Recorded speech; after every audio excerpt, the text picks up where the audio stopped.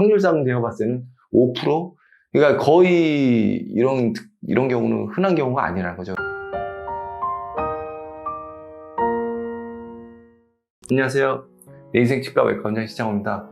오늘은 이제 상악동 누공 폐쇄술 후 임플란트 식립에 대해서 좀 말씀드리려고 해요. 이제 누공이 있으면은 보통 안에 뼈가 없는 경우가 많아요. 뼈가 이제 아예 그냥 폭탄 맞은 것 같이 아예 없고, 거기가 뼈가 안 생기니까 이제 임플란트가 아예 불가능하다고 듣는 분들이 좀 계세요. 그러니까 그런 분들이 종종 계시거든요. 그러다 보니까 이제 브릿지를 하고 오신 분들이 계세요. 그러니까 뭐 이분 같은 경우 좀 그런데 지금 밖에서 진료가 진행 중이라서 조금 소음이 있는데 좀 양해 부탁드리고요. 보면 이제 여기 부위에 누공이 생기셔가지고, 이분 제가 과거 영상에서 잠깐 보여드리긴 했는데, 뭐 임플란트가 안 된다고 그냥 브릿지를 이렇게 하고 오셨어요. 그러니까 이것도 몇 년 전에 한 브릿지인데, 근데 이제 브릿지를 딱 제거하고 나면 이제 여기 누공이 그대로 있는 거죠. 예. 그리고 이제 이분은 이제 누공 폐쇄술까지 약속이 잡혀 있는 상태인데, 좀 안타깝긴 하죠. 왜냐면은 굳이 브릿지를 안 하고 임플란트를 했어도 되는데, 이렇게 뼈가 뭐 사실 이제 일반적인 치과에서 이걸 임플란트 하는 건 불가능하죠. 그러니까 이제 임플란트가 안 된다고 해서 브릿지를 하신 건데, 이렇게 뼈가 이제 요거거든요. 여기서부터 여기까지 뼈가 아예 없잖아요. 뻥 뚫려 있잖아요. 그러니까 이제 이거는 임플란트가 안 된다. 그러니까 브릿지로 그냥 이렇게 하면서 누공까지 그냥 브릿지로 막아버린 거죠. 예. 그러니까 그런데 이제 나중에 결국 문제가 생겨서 상악동 충농증이 오면서 이분은 이제 이게 누공이 안 막혔구나 해서 이제 저희 브릿지를 제거하고 다른 치과에서 봤더니 뭐 누공 폐쇄술을 해서 여러 번 했는데 실패하고 결국 이제 저희 치과 오셨는데, 어쨌든 간에 이렇게 뼈가 없기 때문에 이제 임플란트가 안 된다 이렇게 설명 듣고 오신 분들이 종종 계시죠. 그런데 이제 기본적으로는 누공 폐쇄술을 하고, 누공 폐쇄술 하면서 임플란트를 제가 권장하는 거는 절대 권장되지 않아요. 왜냐면은 가능은 해요. 그냥 어떤 임상적으로 가능은 한데 좀 위험한 거죠.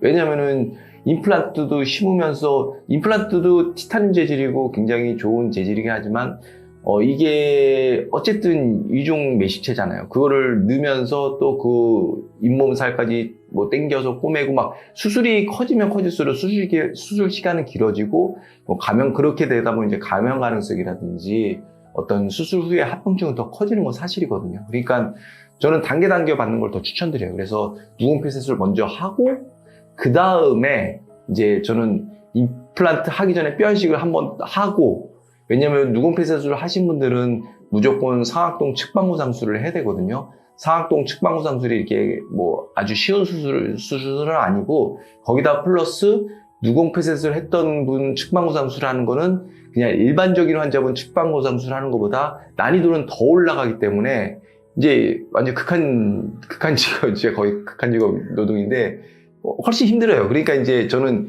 굳이 이거를 또 뼈도 안 좋은 데다가 뼈 이식하면서 임플란트 심는 것도 제가 권장은 드리지 않는다고 그랬잖아요. 왜냐면은 보통 누공이 있던 위치가 좋은 위치에 있는 경우는 좀 드물거든요.